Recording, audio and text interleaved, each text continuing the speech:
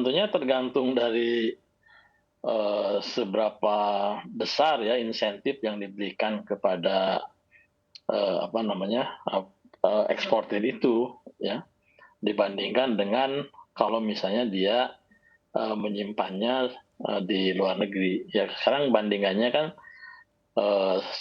kalau kita nyimpan dolar di bank perbankan ya, di dalam negeri kan di salah satu bank BUMN lah, itu yang saya tahu itu sekitar 1,75% katanya. Mhm. Sementara kalau di Singapura itu udah bisa mencapai 3,5% gitu ya. Nah itu, jadi, kalau misalnya nanti BI itu akan memberikan insentif yang lebih dari 3,5%, kemudian ada fee agent yang diberikan Iya, kepada betul. perbankannya itu juga, berarti kan tingkat yield-nya itu, harus lebih dari 3,5% itu. Nah itu kan kalau ada itu semuanya cost gitu ya. Nah kemudian dari yang BI sendiri berarti kan harus bisa menghasilkan, dari apa, devisa hasil ekspor yang disimpan ke BI melalui perbankan itu lebih besar daripada itu gitu kan. Nah jadi kan di sini, tantangan juga buat BI saya kira untuk bisa mengelola itu dengan return yang lebih besar daripada itu. Nah, sementara kalau kita lihat selama ini pengelolaan, apa namanya, eee,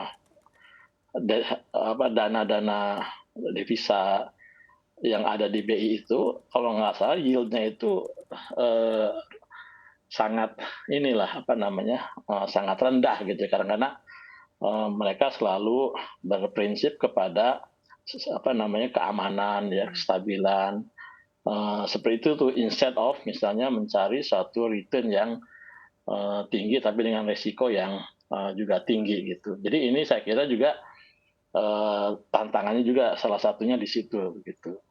Nah kemudian yang Baik. kedua adalah bahwa, tidak semua pasti, dana hasil ekspor itu bisa apa namanya, disimpan di dalam negeri ya, karena memang, eee, apa namanya, kita juga kan kalau misalnya bahan baku yang ada yang diimpor, kita harus membayar itu, kemudian juga kalau Ya. misalnya ada kredit yang harus dilunasi juga kita harus, membayar secara secara reguler gitu. Jadi saya kira, ya Mhm. kita berharap ini bisa berjalan, tapi juga kita jangan terlalu memiliki suatu ekspektasi yang, sangat Mhm. tinggi ya seolah-olah kemudian dengan aturan ini, maka akan Mhm. terjadi suatu peningkatan, apa namanya, jumlah dana hasil ekspor yang akan disimpan di dalam negeri, saya kira itu. Menanggapi apa yang tadi disampaikan oleh Pak Fadil.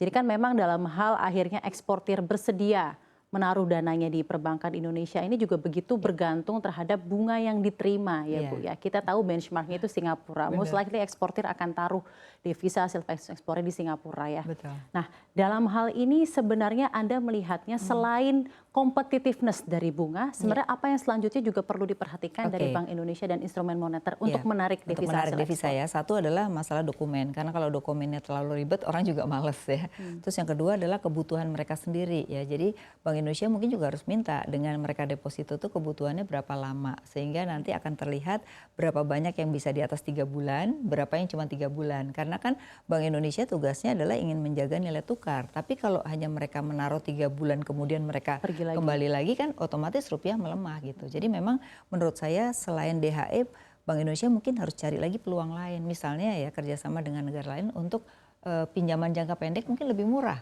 Karena di luar kan banyak dana nganggur Hmm. yang bunganya juga mungkin bisa bisa lebih rendah dibandingkan kalau kasih DHE gitu ya. Ya. Jadi mungkin harus cari alternatif juga gitu ya.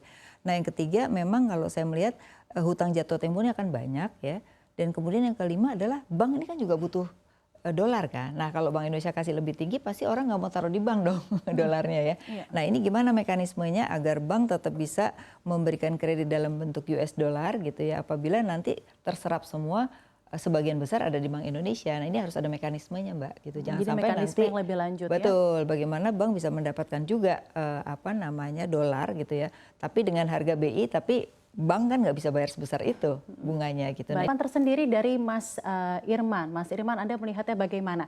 Ini seperti yang data yang kita terima, suku bunga deposito falas yang diberikan BI untuk DHE tenor 1 sampai 6 bulan itu kisarannya 4,6 sampai 5,2%. Jadi ini lebih tinggi dibandingkan perbankan Singapura yang di kisaran 4,12 sampai 4,68%, Mas Irman. Namun kedepannya PR selanjutnya apa selain term deposit falas ini untuk menarik DHE dan juga ketertarikan eksportir untuk menaruh falas lebih lama lagi dan lebih signifikan lagi di Indonesia?